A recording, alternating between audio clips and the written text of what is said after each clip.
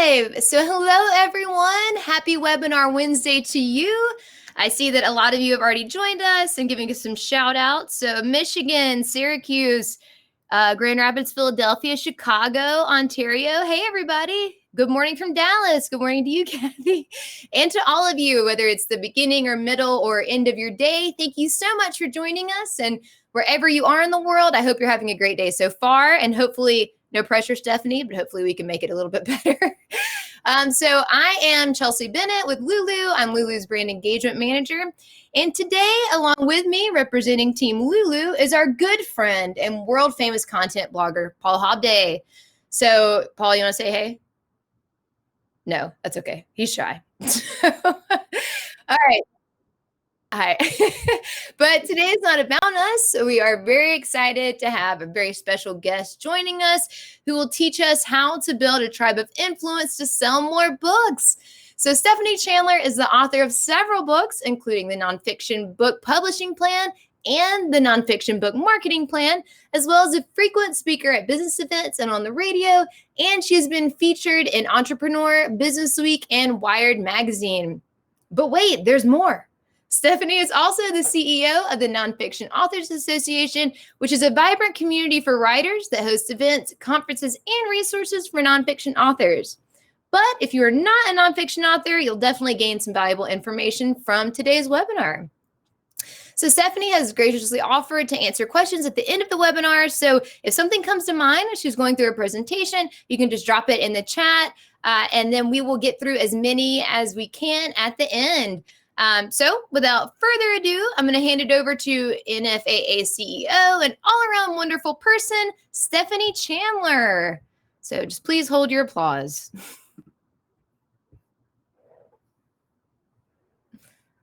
All right, so you should be able to see Stephanie's slides now. So Stephanie, I'll turn it over to you whenever you're ready.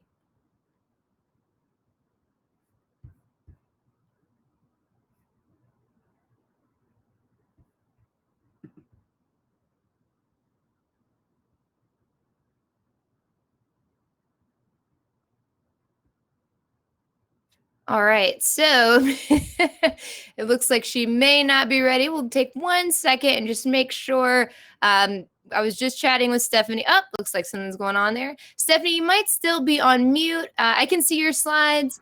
Can you hear me? Hello, hello. Oh, now you can hear me. Okay, so sorry. I like that dramatic entrance. The anticipation is so right. Awesome. Okay, here we go. Make sure everyone's awake. Thank you so much for the great intro, and thank you to all of you for joining us today. I'm really excited to present this content for you. And without further ado, I want to dive in. There's a lot of content to cover in a short amount of time. So first, I wanted to give you all a bit of a background. And as Chelsea said, even though I run the Nonfiction Authors Association, don't worry if you're a fiction writer, we are taking good care of you with this presentation as well. But I wanted to give you a little bit of background so you know that I have actually stood in your shoes. I am a Silicon Valley refugee. In 2003, I quit my job and opened a used bookstore and thought I was going to sit in the back and write novels. And it turned out I was a terrible novelist. So fortunately, I found nonfiction. And for me, that was a great surprise and a gift because it's just where my love is. So in 2005, I went to the San Francisco Writers Conference as a newbie with a book proposal. And Mike Larson, one of the founders and the literary agent, called me and said, "Nobody knows who you are. You need to go out and build an audience." And that was the best call I ever received. So I launched a website, my called businessinfoguide.com. This is one of its many iterations. And I started writing articles. And basically I was blogging before blogging was a thing. But it worked because it brought me traffic. So the more content I posted, the more traffic the site was receiving. And I built an email list and I sent my very first newsletter out to a grand total of 8 people. And I just kept going. And I ended up self-publishing the first book. It won a Book of the Year award. And it led to great sales on the website. And what I learned from that experience, when agents tell you you must have an audience, and look how, by the way, how just totally old and crowded this website is. But that book started selling immediately. And it did that because I had built my community. So I understood what platform meant. And I realized that whether you self-publish or you want to traditionally publish, you need an audience for your book. And so I started selling digital products and they sold immediately as well. And then I got a book deal and then I got 2 more book deals. And by the way, what you're seeing here, this online marketing for authors with the terrible homemade cover, which I don't recommend ever making your own cover, that was a workbook I published through Lulu. I published several workbooks through Lulu for many years, and that actually got acquired by a traditional publisher. They renamed it The Author's Guide to Building an Online Platform. And then I had another book deal. But what happened along the way was I hated working with traditional publishers. They had all the control. I made about $1 a book, yet I was doing all the work. So I brought it back and returned to self-publishing, and I've never looked back. I love it. And you can be very successful in your career with self-publishing, whether it's nonfiction or fiction or whatever it is you're writing, poetry, children's book. There's tons of possibilities. So I wanted to share that with you just so that you know I'm not sitting from some throne of CEO-dom where I'm telling you how to do things. I've actually walked in your shoes. I have done everything I'm about to talk to you about. So I think that's just really important that you understand we all start somewhere and it's possible to build your audience. So a formula for you to think about, what worked for me was building a website, a high traffic site. I cultivated a community of fans. By the way, this was all before social media. I built an email list. I still believe an email list is your best asset. I mean, unless you can get 50,000 followers on Instagram, email list is more than likely going to be your best asset. Build your book sales, get a little media coverage if you can get out and speak. I know we're not doing a lot of events right now in a pandemic, but we are certainly doing lots of webinars. And then you want to build your tribe of influence. And I'm going to talk to you about how to do that. So here's another example I just wanted to share with you. This is an actual book signing event that I participated in more than 10 years ago with Chicken Soup for the Entrepreneur's Soul. I was one of the contributors, and they had several contributors here in the Sacramento area. So they launched the book here on a Saturday morning. We had local TV coverage that morning. We had radio station coverage. We had a local celebrity, Sherry Fitzpatrick, who founded Sherry's Berries, was there giving away free chocolate strawberries. Barnes & Noble literally put us 10 steps inside the front entrance on a Saturday morning. And we thought, oh my gosh, this is going to be the craziest day. How are we going to get through the next 3 hours? And guess how many books we sold that day? We sold, I believe, a grand total of 11 copies of our book. And the people that you see here, the blonde in the lower right is my mother. And the lady in the checkered shirt, I think she was a cousin or aunt or somebody else I'm sitting with. So my point here is that I think we want to think that book signings are the way to go to promote our books, but rarely do they sell a lot of books unless you're bringing in your audience. Most of the time, you sit there and direct people to the restroom. That's truly what it's all about. And I speak from owning a bookstore as well. We certainly did lots of author events, but the ones that actually sold books were the ones where the author promoted it to their family and friends. And so this is not my favorite way to market books. I would rather not sell one book at a time. I would rather build a community that continues to generate sales, many books at a time over the life of your author career, right? So it's about building your tribe. So if you think about this, part of it is really establishing yourself as an influencer. Influencers are people with an audience or a platform. That means that you have some sort of following. That following might come from your blog, your YouTube channel, your podcast, your Instagram account. But the point is that you have some sort of community. And we follow them because we want to be part of a community, we want to be educated, or we want to be entertained. Right? And I think authenticity is super important. If you look at the people who are very successful in influencer land, you find that most of them are just really authentic. And, another thing is social connection is good for our health. So if you think in terms of community, we all want to feel like we're part of something goodness, especially this year, right? When we've all been kind of isolated with COVID. I think I know for me as an introvert, I've really realized that social connection is more important to me than I thought it was. And so what you have the opportunity to do as an author is build your own community where people feel connected. Imagine the power of that in selling your books. All right, so I brought along lots of examples for you today. And this one is my buddy Rob Ledlow runs a website called backyardchickens.com. And yes, it's all about raising chickens in your backyard. And this book, this website led to him being asked to write Raising Chickens for Dummies.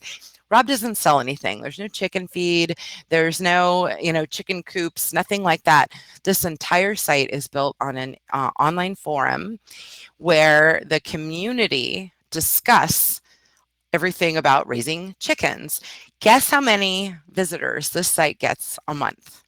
It gets over 1 million unique visitors a month.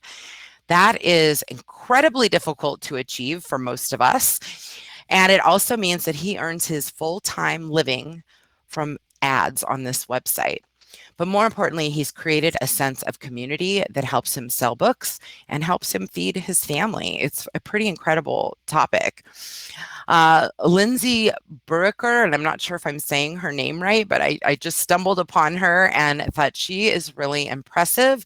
She wrote 4 books in her first year and then quit her job. So she found her stride as a writer, and she's really done a great job of cultivating her own community.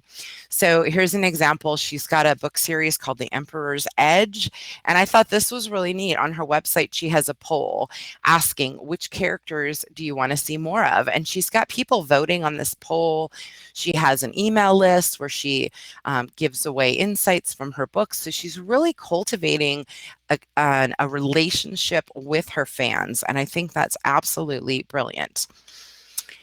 Another way to cultivate or build a community is through community groups. So it might be through LinkedIn or Facebook. To me, Facebook is where people many people, at least if you're over 35, you're probably on Facebook at least every other day during the week. So it's a great place to build a free community, and you can find niches in just about any topic.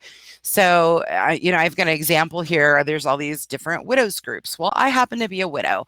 And if I ever were to finish writing a book about the widow experience, I've been a member of a number of groups for several years. And imagine the power of that when I'm ready to release a book, or when I want to interview people for my book, or I want to reach out to the moderator and say, hey, can I do a book giveaway? So the power of building or being part of groups where your audience is spending time is just incredible. And whether you join groups where your audience is spending time or you start your own, even better, right? You have tremendous potential to reach your target readers. And along those same lines, associations exist for everything. So, and by the way, for those of you writing fiction, you've got to find the thread in your book, right? Is there a sub theme? Is it based on, the location where the book is set? Is there a character that deals with maybe autism or some sort of illness or struggle in life? I mean, look for the thread there that can reach a niche audience, because that also is really helpful in selling books. But the point here is to find associations that also reach your target audience and get involved there. Right. So even let's say your book has dogs as a dog character, a strong dog character, or you're writing books about dog care. I mean, there are so many dog related organizations. You could volunteer there. You could help run their meetings. You could speak at their local chapters sometime in the next year when things open up again. Participate in their conferences. You could do webinars for them, or many associations have blogs, they have newsletters.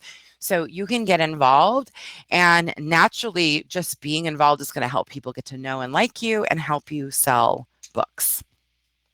So community plan, I would love for you to think about what groups and or associations reach your target audience, or What groups or associations could you start yourself? I started an association. I started the Nonfiction Authors Association because I couldn't find one.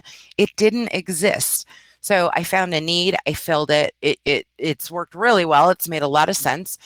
And we have a wonderful community. So this is the goal as an author. If you want long-term book sales, community is going to make a huge difference. And then when we talk about community engagement, you're either educating or entertaining your tribe or doing a little bit of both, right? And engaging them. So content is huge. I don't know this author, Daniel Wong, but he's written a book about motivating your teenager. And his blog has, ways, parenting tips. It's super way to engage his audience. He can engage with comments, answer comments. By the way, that author I showed you earlier that has the poll, she had tons of comments on her posts and her blog. So comments are a great way to engage as well. If you're a millennial, and even if you're not, you're probably familiar with Rachel Hollis. She has been sweeping the self-help genre. She writes really authentic books, and I think that's why she's so popular with her community. She's built a community of followers. I mean, look at this. She's posting pictures of herself with no makeup and things like that. But this is where that authenticity comes in, and I think it helps us feel like we can relate to these influencers. And she's amassed an incredible audience because of the way she communicates. I'm somebody who goes off and on keto, but I'm always online looking for recipes. And this is a great example. If you write cookbooks or anything to do with health, giving away free recipes and then promoting your books alongside them is a wonderful way to attract readers, right? And for many of you who are writing fiction, a lot of times, books set in the South might have recipes at the end of the chapters and things like that. This is a wonderful way to draw people in. Cindy Sample is a mystery author. She's actually based here in Sacramento, where I'm located. And I can tell you that there's almost nobody in Sacramento who hasn't heard of Cindy Sample. She's got series of books, and they're fabulous. And the way that she has built her local tribe in the Sacramento area is that she goes out and she speaks at any group that will have her. I'm talking about the Kiwanis clubs and the Rotary clubs and the Chamber of Commerce. And she talks about, it has nothing to do with her book, she talks about how to create your second act in life. So she quit her job. She went full time into being an author and basically took an early retirement and has built her entire author career around teaching people how to build their second act. And it's brilliant. It's helped her sell a ton of books, and she's got a lot of local recognition. I stumbled on Susan Holloway Scott. I don't know her, but she writes historical fiction, and I think her blog is really interesting. She shares historical facts. Alexander Hamilton's final medical bill from 1805, Aaron Burr, the bust of Napoleon and dreams of conquest. So she has all these historical facts, and think about how this attracts her audience. If she's writing historical fiction, she wants to attract people who are interested in history. And if she's sharing blog posts with interesting historical facts, that's the kind of content that gets shared and attracts people to her website where they say, oh, she has books. Let me see what she's writing. I'm sure many of you, especially the women here, are probably familiar with Jennifer Weiner. She's been writing chick lit for many years. She also writes columns. So she writes columns for major women's magazines and blogs about women's issues. So she's a fiction writer who writes essays, and another way to just engage her audience, stay connected, and know her tribe. And then this is one of my favorite examples. Huffington Post. I mean, you've had to have heard of Huffington Post, whether or not you read it or like it. It is an incredible example of the power of content. So this site started out basically as a political blog, and then it expanded to entertainment and lifestyle and basically every type of magazine topic you would have. It's an online magazine. They enlisted all kinds of writers that would write for free, and they also had a paid staff. This site by Ariana Huffington grew and sold for $315 million. That is the power of viral content. So I want to ask you to think about how could you educate your audience and tie that in with the books that you write and sell so that you could draw them into your blog or your podcast or whatever it is that you are using as your medium for connecting with people. And then I mentioned another way to engage your tribe is to entertain. So you might and you can either educate or entertain or do both, right? So I loved this book. Lori Gottlieb wrote a book called Maybe You Should Talk to Someone. And she's a therapist who talks about being a therapist and her cases and also her own life falling apart. And it's just really witty and a fun read. And she writes columns, Dear Therapist columns, that tie in perfectly to her book, which became a New York Times bestseller. Um, if you're a mom, you've probably heard of Scary Mommy. She is hilarious. This lady posts the funniest videos you will ever see. Confessions, like she is so funny. So she has amassed an incredible following. You can find her on, I'm pretty sure, all the social media networks, and she's just absolutely hilarious. Beth Albright, I met her at a writers' conference before she was an author. And she writes women's stories set in the South, so Southern Belles type stories. And she's adorable. She's a Southern Belle herself. And the way she has engaged her audience over the years is by talking about Southern recipes, sweet tea, giving away Southern themed gift baskets and holding contests. And all of those efforts have led to her books being optioned for film. And that's pretty exciting, right? Jeremy Greenberg, we went to high school together. He's an old friend of mine. And he is a comedian who writes funny gift books. And I love to walk into pretty much any gift shop in any town I visit and find his books about cats and dogs. They're funny photo books with little quips in them. And he also writes columns and maintains funny videos online. And this gal, Chelsea Campbell, another author I do not know, but what a great story. She, her first book was a total flop. And then she did a Kickstarter for book number 2, and it turned into a series and became a huge success. So she ended up getting picked up by traditional press. She got book deals for books 3 and 4. Disney optioned one of her books for a movie. And then look at her sign up for her newsletter. You get a free copy of Damien Locke's Guide to the Golden City. I have no idea what that is, but I'm sure it ties into her books, and it's a great way to stay engaged with her fans. And then Mark Maron started, he's a comedian who started a podcast several years ago, one of the earliest podcasts called WTF. And he started interviewing other comedians, and that expanded to interviewing celebrities. And that led to him having book deals and TV deals. He's had his own shows. He's had a couple of shows. So all from a podcast. And he told this story once at an event I attended that he got a call one day when Obama was in office, and they said, he wants to do an interview with you. Can we set this up in your studio? And Mark said, well, I don't have a studio. I record my podcast in my garage, right? So they actually set it up so that they brought Obama in. They had Secret Service on the roof of his home, and they did the interview in his garage. And it's an incredible success story for the power of a podcast.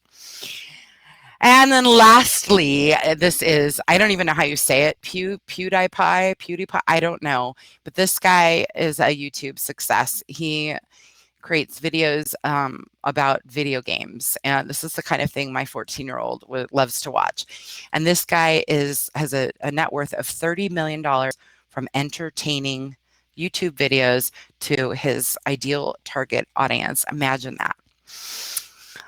All right. So, and I said earlier, mailing lists to me are one of the best assets you can have. This is when somebody signs up for your mailing list, they're giving you permission to market to them. Think about the power in that. Every one of us as authors should have a mailing list. And I love this example from Dr. Sandra Dalton Smith. She's an MD. She's authored a number of books. Her most recent book is called Sacred Rest. And it's about the 7 types of rest that we need to live a full life. And that's physical rest, emotional rest, creative rest. I mean, it's a very unique, wonderful book. So she created a quiz. It's called Rest Quiz. It's at restquiz.com. She did this with a free WordPress plugin. She created a quiz on what type of rest you need to live your best life. I interviewed her recently and I said, how many people have taken your quiz? Over 200,000 people. Now remember, she captures an email address from everyone who takes that quiz. That is money right there. When you have an email list of that size, not only are you able to sell books, you can sell companion products and services all day long. That is money.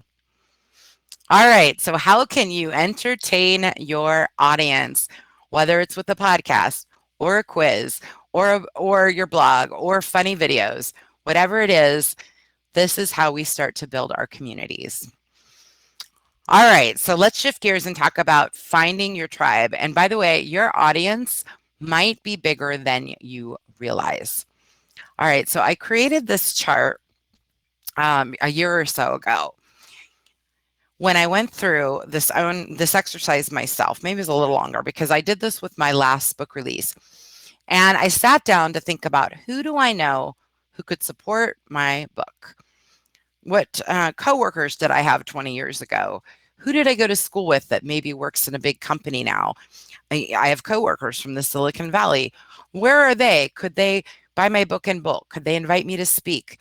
Could they connect me with a podcast interview opportunity? What bloggers do I know in my field? Could I connect with them? Could they take a guest post? Would they review my book? So it's an exercise that really takes some time. I literally spent a couple of days going through my old emails, going through my social media contacts, really racking my brain about who do I know who could support my book. And it's incredible when you sit down and really think back to your past, because think about maybe your roommate in college. Could you call them up and say, hey, you're now working at Google. Could you get me hooked up to speak at one of they do, I think, weekly speaking events there. So, the people we know and who love and like us are the ones that are going to want to help us. So your community might actually already be bigger than you realize. So dig into your community and figure out, who do you know? I like to create a spreadsheet with the names and where they are, and then what is my ask? What am I going to ask them to do to help support my book in some way?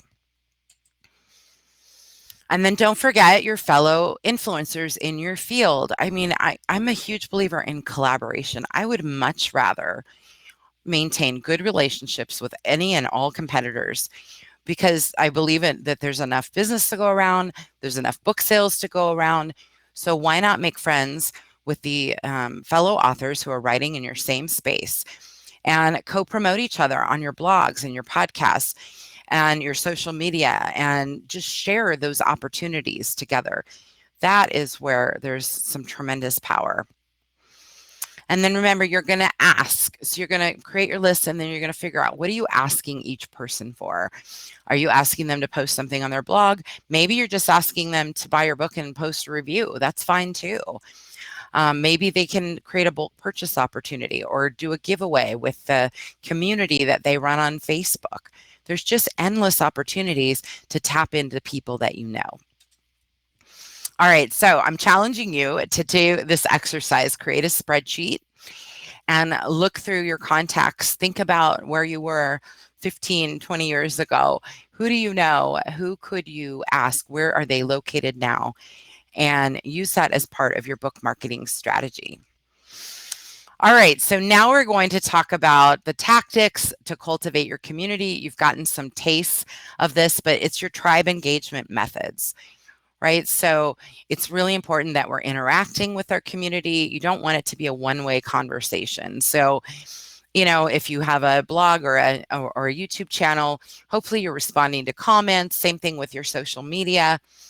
Certainly, if you create a community group in Facebook or LinkedIn or a Yahoo group, you're certainly engaging there and maintaining a dialogue with your community, and you're asking them for feedback. What characters do they want to see in your next book?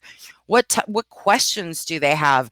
I'll say, as a nonfiction writer, I love questions from my community because I like to answer every question with a piece of content. If I don't have a blog post or a report or a recording that addresses a question, it goes on my list and it becomes a piece of content. Because if one person has that question, others do as well. And the questions that we're about to take from all of you, if I don't have a piece of content that answers it, it will go on my list. And chances are, by the way, many of you, the questions you're going to ask me, you'll find answers on our blog, because I really do create a ridiculous amount of content, but I love it. And by the way, we're authors. We should want to create content. We should want to write and produce content and engage our communities and really serve them, whether that's through education or through entertaining them. So lots of ways that you can potentially engage your tribe. And by the way, I'm not saying to do all of these things, but I'm saying, pick 2 or 3 and do them really well. So I want to challenge you, do the tribe of influence exercises and pick one of those methods, right? Just one, and get it launched in your next 30 days. And I'm going to go back and say, is that going to be putting together your survey or a poll? Is it going to be creating a community forum on Facebook? Are you going to finally get that podcast launched? Whatever it is, launch it in 30 days. And I can promise you, within 6 months, everything shifts. Everything shifts when you start taking consistent effort to cultivate your community and engage with your audience. It starts to make a difference, but it does take time. But I promise you, it makes a huge difference. All right, Chelsea, I got through that in a record time. By the way, I know I went pretty fast, so I would be very happy to take any questions that have come in while I've been rambling on. Well, hey, Stephanie, can everyone hear me? I just want to make sure I'm back on. You sound great. Yep. Great. Perfect. Well, thank you so much for going through that. That was a ton of information and I think a lot of excellent tips. And so we have had some questions come through, but I do, right before I get to some of the questions, I know that a couple folks were saying that the audio is dropping out, but I was able to hear it pretty well the whole time. So just for anyone who is having issues with any of the audio or visuals, we will send out recordings to everyone who signed up today. So never fear, you will have a chance to rewatch this. We'll send out recordings to your email, and also we'll post this on our YouTube channel. So it will be well shared. So if you missed or dropped out or came late or had to leave early, then you will get all of the juice goose, all the juicy details we covered today. So thank you, Stephanie, for going through that. I'll go ahead and hop into some questions. So first, I'll start with a compliment. Angela said, very good tips are being shared here. And I also saw a few people saying that this is going to be great, and they'll reference this recording and this webinar in the future to kind of delve into all this. So this is... Thank you. Thanks, guys. It was a whirlwind, a lot of really great information. So I definitely encourage everyone to, revisit this and really dig into some of the things Stephanie talked about. And Stephanie, I really love the challenges that you did. We'll have to start doing those in our webinars. That's I like this call to action. So those are great. And by the way, I love hearing from people after they've taken the challenges. So feel free to reach out and let me know how it works for you, because that just makes my day when I hear from people. Yes. So yeah, that's a great point. Everyone who accepts the challenge, let us know how it turns out. So Stephanie, what's the best way to connect with you? The Facebook, is that the best place where they can kind of share their successes from your challenges? Absolutely. Facebook is a great place. I'm on there all the time. And you're also welcome to email me, Stephanie@nonfictionauthorsassociation.com. I can't be a personal consultant by email, I'll say that. But if you have a quick question, I'm happy to answer it. And if you want to share what you've done, I would love to support you in that. Awesome. Okay, great. Well, I will go ahead and get some questions out. So the first one was from Gracie, and she was saying, she has a Facebook. She's active on it. And I think she said she has about 1,000 followers, but not a ton of engagement. So do you have any tips on how to get engagement from your Facebook followers? Yeah, thank you, Gracie. Unfortunately, Facebook is become pretty tricky as far as it's much harder to get organic engagement there. They've really shifted it to a pay to play network. So if we're talking about your business Facebook page or your author page, not your personal page, right? Your author page. And 1,000 followers is a great start, by the way. That's really fabulous. But the fact is, if you really want to promote content there, there's a couple things. Invest in the ads. I hate to say it, but that is really how Facebook works today. We do a lot of ads on events, right? So if we're doing webinars or we do online conferences, we use ads for those. We use ads for free giveaways. This is my favorite thing to do on Facebook. So let's say you're giving away the first couple chapters of your book, or you have some companion worksheets, whatever it is. If you do a free giveaway and you create a registration page, promote that with Facebook ads, even $20. And you can potentially build your mailing list that way. So I view Facebook as a way to engage, but also to draw people into the mailing list. Also really important is the type of content that you share on your page. I think that we have found, and doing a ton of testing over the years, what gets shared the most?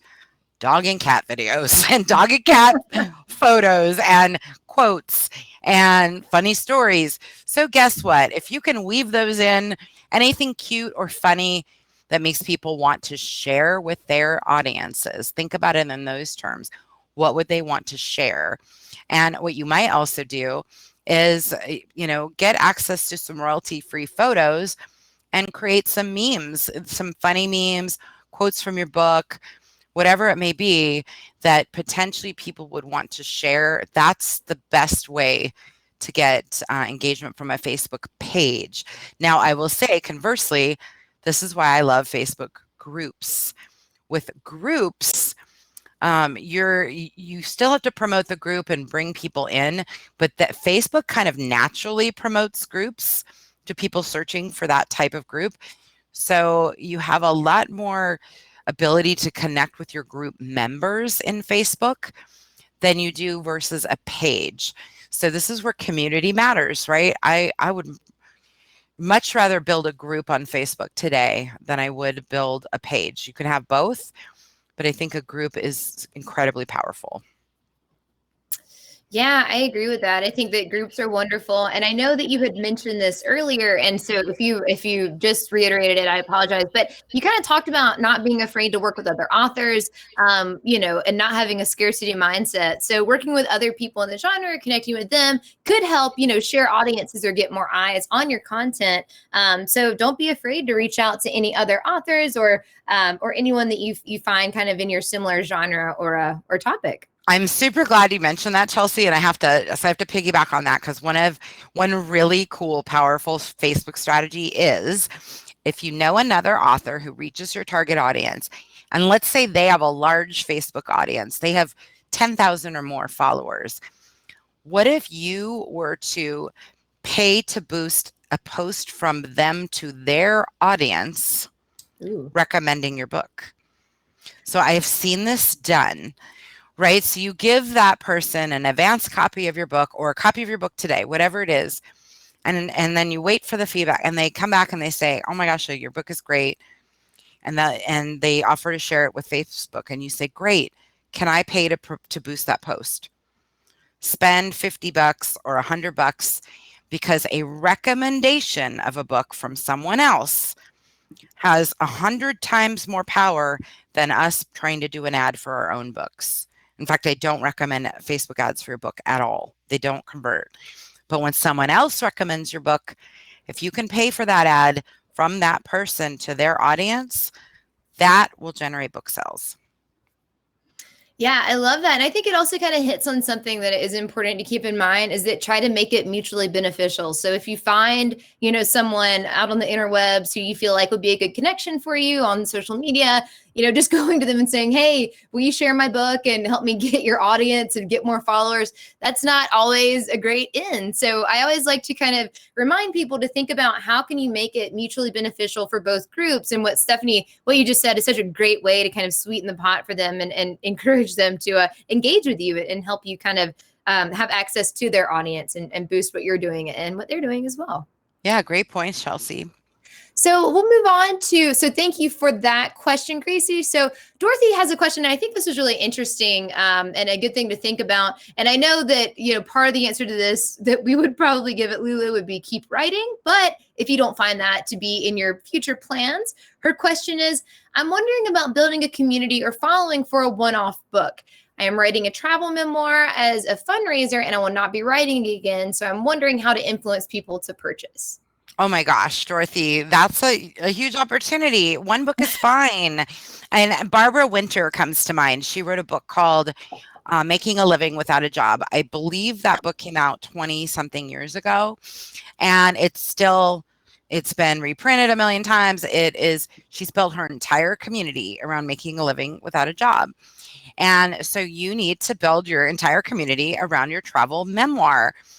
Wherever it's set, whatever the location is, that is your community, right? So it's people that love Europe or whatever it's about. I don't know that we got that, right, Chelsea? Right. Yeah. I didn't get any details on that. Travel. Yeah. So, but whatever it is, whatever the location is about the travel memoir, or if it's multiple locations, Elizabeth Gilbert and her Eat, Pray, Love, she could make the rest of her life off that book, quite frankly, right? It's got a tremendous shelf life, plenty of potential content. So I would build a community around talking about that location, where to go there, historical facts. And get people talking about it. I would build a Facebook group, people who love traveling through Paris or whatever it is. And absolutely, you do not need to keep writing necessarily. I love that. I think that's great. And you've given so many, in your presentation, you give so many like tangential ways to kind of branch off of the book or kind of work on something else that could lead to a book. So I think those are all great things to look at. And Dorothy, if you're still on with us, I would recommend revisiting that piece of it as well. And thank you, Stephanie. That was a great answer. Good job. Yeah, fun. All right. So the next question we have is from Jonathan. And he said he recently released a book. And how do you gather your target audience? They seem to be invisible. They seem to be invisible. Well, Jonathan, it starts with getting clear about who your target audience is. Mm-hmm. And I think this is a big missing piece for a lot of authors. We want to, I just spoke with somebody this week who I said, who's your audience? She said, well, everybody was going to love this book. Classic answer. Right. And we all want to believe that everyone will love our books. But the fact is, it's so much easier to sell your book if you're really focused on who that audience is. All right. So let me give you an example. So life coaches, right? There's tons of life coaches in the world. And I went to a meeting where this woman stood up and said, I'm a life coach for baby boomers who want to lose weight. And I'm just like, you know what? That's a niche. She carved out a niche for herself. And at the end of that meeting, she was surrounded by people. So I would say carve out your niche. Right. And I don't know what kind of book you've written, but whatever it is, let's say you've written a book on financial planning. There's a lot of financial planning books out there. So is it financial planning for divorced moms? Is it financial planning for baby boomers getting a late start? Is it financial planning for college students? Niche it down. And I promise you will sell more books because you will stand out against the broader competition. Yeah, I think that's such a great answer. And I saw another question that came in. I'm going to hop around a bit because I think this is relevant. But Simone asked, do you think most of this should be done before the book is launched or released? So Simone, I'm not exactly sure if you're talking about kind of some of the things that Stephanie had mentioned, or if you're kind of in reference to this question about finding your audience or building your audience. But I would definitely recommend, trying to get as much of this work done before you publish your book. Like Stephanie was saying, she's been involved in these groups and these organizations for years. And so that is already kind of an inherent audience that she can share her work with. So it just makes it that much easier if you are already working on who is this book for? And as to piggyback off what Stephanie just said, finding exactly and getting really specific and really clear on who your book is for and who it can help is going to make it so much easier when you have the book out to find that audience, or kind of when you're in those beta reader stages or those kind of final stages before you launch, finding people who will be interested in reading the book, giving you feedback and giving you reviews as well. So I would have to say, as much as you can do before the launch is going to be great. And that'll just help it. I won't say make it easier, because there's always a learning curve, but it'll make it clearer for you who you need to reach out to and where you can find those people. I'll also just do a little shameless plug. We have done webinars on building your audience, and finding them, as well as a couple of YouTube videos on our Lulu Press account on YouTube, just for building your audience and finding them. So yeah, Stephanie, let me know if I left anything out, or if you feel differently about that answer. No, ideally we all want to start before the book is out, but you can also start where you are.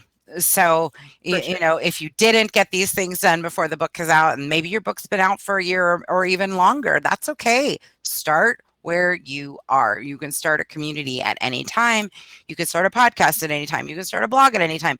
All of these things can happen if you start where you are. But if you're working on your book, yeah, it's gonna be a lot easier if you can do a lot of these things before the book comes out.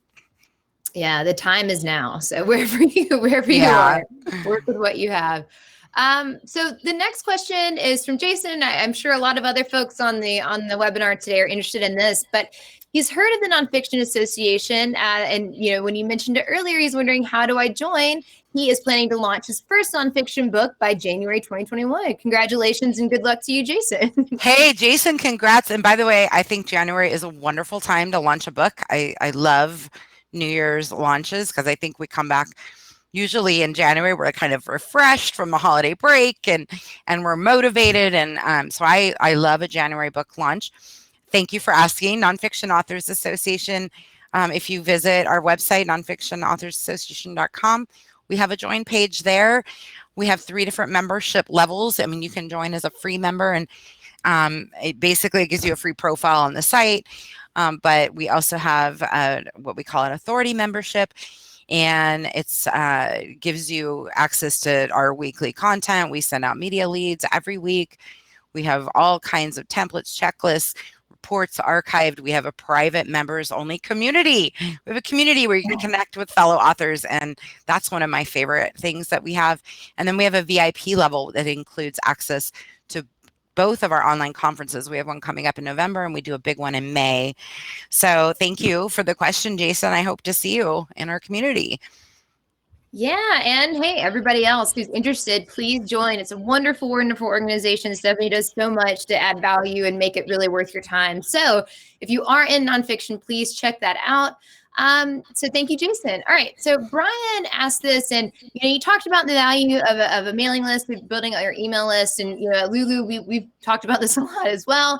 We do have some content around building that. So again, check out our YouTube channel and NFAA. I'm sure you guys have some blog content on this, but in the time that we have, could you share any specific tips for building a mailing list? Oh, I love this question. Yeah. So the thing is that if you think about yourself, you're probably not anxious to give away your email address to every opportunity, right? We're kind of become protective of our email addresses and what mailing lists we join. We're selective. So it's really important that you give incentive to join your mailing list. This is so critical. So you don't just want a box on your website that says sign up for my newsletter. That isn't going to perform. You want to say, download the first 2 chapters of my book, get this bonus, 10 recipes, or here's a training video for 30 minutes, or, here's the book club notes for, your book club, or whatever it is. I love free content. I think it's the best way to build your mailing list, and mix up your offers. So you might have one offer, but this is a strategy we've used with the Nonfiction Authors Association, is that you give away something new every couple of months. So come up with a new piece of content, promote that out to your social networks, put it up on your website. If you go to our site, you'll see a page called Freebies, and we've got all these reports. So, a new visitor, all they need to do is like one of those reports enough to download it and join our mailing list. right? So, and that's been built over time. I'm not saying go create 15 reports today. I'm saying over time, come up with different ways to incent people to join your mailing list. Yeah, I think that is so key. It's hard to get something for nothing. So if you can, again, sweeten the deal and offer something for free, that's a great way to grow that email list. And it's just such a wonderful tool and building your audience and connecting with them and making, those relationships really genuine, and, current. So staying top of mind when you're in that inbox. So thanks, Brian. And this next question, it's kind of, the wording was sort of funny. Victoria writes children's books and is wondering what avenue she should use to read to children online or whatever. So I think maybe we're talking about doing some live videos, or live streaming perhaps. But Stephanie, do you have any insight into what she could use to help with that, or what platform would be best? What a great question, Victoria. And I think now is a great time to do anything webinar related, maybe with the Zoom, for children, because a lot of the country in California, a lot of the kids are still home, right? And parents are trying to entertain their kids and keep them engaged, and so I think this is a huge opportunity for you to either host your own events, or maybe you go to the local libraries, and I would assume many big libraries have mailing lists. Could you do a free children's book reading for the local library, and could they send an email out, and you'll host it on your Zoom account? I mean, talk about power. And by the way, ask for the email signups so that you build your mailing list at the same time. And you could connect with, all kinds of different parenting groups, homeschool groups, just daycare centers, whoever it is, offer to do a free book reading. I love that idea. I think it's wonderful. Excellent. So I hope, Victoria, that answered your question or whatever. So good luck with that. The next question comes from Rose, and she says, how can I get people to my website? So we talked a lot about social media and building. You had some great examples of websites. So yeah, how do we get people over there? Once you build it, how will they come? How will they come? Well, Rose, that's really where content comes in. And so, this is why I've been a longtime advocate of blogging. Every time you write a new blog post, you give Google a new reason to find you. And you also want to think of your blog as the heart of your social media strategy. So each new post you write gets shared across whatever social media networks you're using. And the goal being that you're driving traffic back from your social media followers. Also, if you're building your mailing list, your email list, send out maybe a monthly newsletter that has maybe the first paragraph of your blog post with a link to continue reading. And that's going to drive people back to your website. So, and if you don't want to blog, it could be your podcast episodes, or videos, video blog. But content really is key to bringing traffic to your website. I really would not recommend a static 5-page website. A home page, a book page, an about page, a contact page. That does not get any love in Google. Google gives priority to websites that are constantly updating their content. That's why when you search Google, the results you see are coming from sites that either have blogs or a news feed of some sort.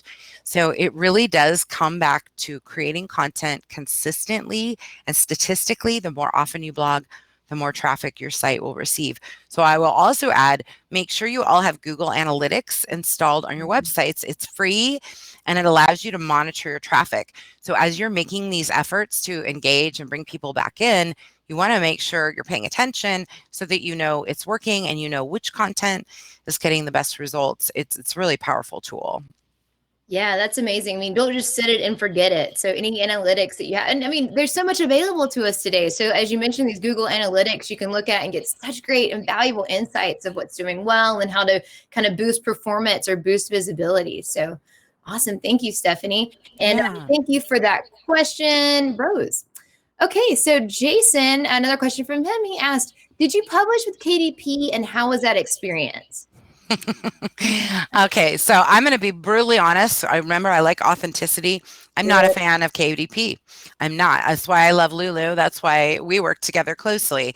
So I'm just flat out not a fan of Amazon publishing practices. I think that they quite honestly use some monopolistic practices. And so no, I'm not a fan of KDP. The only suggestion I have with KDP is your Kindle edition of your book can be published directly there. But print on KDP, quite honestly, a lot of retailers want nothing to do with Amazon produced books. The same goes for distributors. They don't want anything to do with Amazon produced books. So keep that in mind, that it can actually limit your distribution of your book potentially by publishing there. Yeah, that's so true. We had a workshop, maybe about a year ago, and had a couple of bookstores in our area, in the Raleigh area, Durham and Chapel Hill, come in and talk to us about, getting your book into bookstores as an independently published author. And yeah, a few of them just flat out said, we won't accept it. We won't have your book in our bookstore if it's published through Amazon. And that just has to do with the whole don't support someone who's trying to kill your business thing. So although, the KDP Amazon solution does work for some people, and there's a way to kind of have that in your publishing plan. If, you have your eye or your mind set on getting into bookstores or local bookstores that you want to support, have those conversations with them kind of before you go that route, and just do your research. Because as Stephanie said, some people are just not down with Amazon and don't want to support books published through that platform. So thank you for taking that. And Jason, thank you for that question. So Karen has a good question based on, your presentation and some of the great tips that you shared for those contests and giveaways that you mentioned. How do those authors drive traffic to those contests and giveaways? How do they get eyes on that? Yeah, I mean, it's all the same tactics. So it's social media, it's reaching out to your tribe of influence. Can they help spread the word about your contest? Maybe you, Chelsea, you mentioned earlier, collaborating and making it a win-win. Would they like to contribute something to your contest? I saw an author do a really cool book launch where she had probably 25 additional authors giving away prizes. So when you signed up you got the book and you could enter into the contest to win all these different prizes. By the way, you have to be careful with requiring a sale on a contest. So I will give you that caveat that you have to allow people to enter for free as well. Otherwise you get in some trouble legally, but you could collaborate and invite others to participate. What if you did a contest with 10 authors and you all were promoting it across all of your networks and giving away your own books? I mean, wow, talk about the exposure for all of you. That would be so powerful. Yeah, I agree. So I know that we're running down to the end of the webinar, end of our time today. I'm going to grab this last question because I think that it could be helpful for some other folks that are on the webinar. But for the questions we didn't get to, I'm just going to share these with Stephanie via email, and then we'll send out her answers to everyone who registered today, in case maybe you had a question or one was asked that we didn't get to. So the last question I'm going to ask Stephanie is this from Peter. He says he's finishing a book of inspiration, stories and self-help. And he feels like his audience is too broad. So do you have any tips on niching it down? Was his term there. So any reactions or advice to how, if you do find yourself in that everyone will love my book, it's for everybody. Do you have any kind of quick tips to finish us out on how to narrow that scope? And I love that question, Peter. Thank you. So yeah, when you have a topic like that could potentially appeal to a lot of different audiences, you want to sit down and really think about, do you have a connection to a certain type of audience? Like, have you worked in healthcare? Could you make this, focus on healthcare workers because you've got connections there and you know that audience well? Or, do you work in the nonprofit realm and would this tie in nicely with a nonprofit? So it really gets down to, where's the opportunity? Who do you want to appeal to? Is this book tied into maybe some other goals? If so, and I'll give you an example from myself. Like, I could have been a publishing person for everybody. I could have, like most of my competitors, they could have been created another writers association that talks about fiction and nonfiction and poetry and everything else. But I really have a passion for nonfiction. And so for me, that's what made the most sense. So think about what you care about, who is your ideal audience, who do you have experience with, and carve out your audience that way. And it doesn't have to be just one audience. I think you should start with one audience, but that doesn't mean you can't expand a little bit from there, but pick one and start there. Wonderful. Nailed the answer again, Stephanie. Thank you so much. So we're going to wrap up for today. One last thing, though, Stephanie. I think you guys have a conference coming up, right? We do, Chelsea. Thank you for mentioning it. We have our Nonfiction Writers Conference, which, by the way, we've been running online since 2010. So we've got a lot of experience. So, yeah, this was cool to do virtual events. You guys were doing it that way. Yeah, I know everyone else is trying to figure out how to do them. We've been doing them for 10 years. So in the fall, we have a shorter conference. It's 2 days, November 12th and 13th. You can find it over at nonfictionwritersconference.com. We've got an incredible speaker lineup. And also, one of the big benefits of our conference is we have Ask a Pro sessions. So we have volunteer pros who will do 15-minute consults with attendees by phone. You can sign up for 3 if depending on the membership or the conference pass level that you choose. So gold, platinum, VIP can sign up for 3 consults, and those are always really popular, plus our amazing sessions. So it's nonfictionwritersconference.com, and thanks so much for asking about that, Chelsea. Yeah, well, thank you, Stephanie. Thanks so much for joining us today. I again encourage everyone to check out the Nonfiction Authors Association if you had not. We've gotten such great feedback. I'm just seeing the chat come through with so many great comments, just thanking you, Stephanie. So thank you for your time today and your expertise. Thank you, everyone, for joining us. I hope that the rest of your day is wonderful and that we were able to share some good information. I know that we did. So I hope that this helps you along your publishing and authorship journey. So thank you again to Stephanie. And just as a reminder, we will send out a recording and try to get all the answers to those questions that we weren't able to get to today. So thank you, everyone. Have a wonderful day. Stephanie, I hope you have a wonderful day, and we'll see you guys again next time. Thanks so much, everyone. Bye, everybody.